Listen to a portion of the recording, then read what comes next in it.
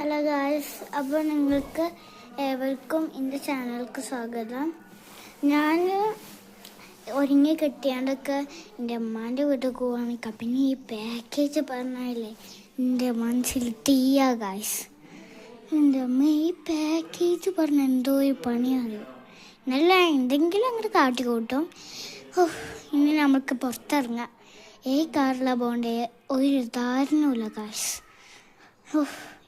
ഇവിടെ ഒരു വലിയ കാറുണ്ട്.